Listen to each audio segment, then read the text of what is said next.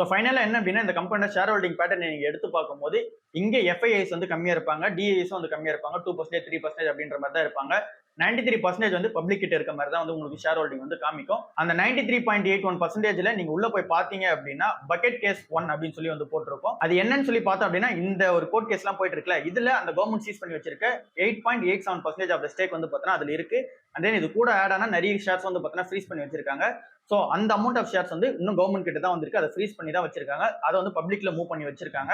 So இங்க share holding pattern காமிக்கிறபடி நம்ம பார்த்தோம் அப்படின்னா இங்க எஃப்ஐஎஸ் டிஐஎஸ் வந்து பார்த்தோம்னா 4% 5% வச்சிருக்க மாதிரி காமிக்கும்.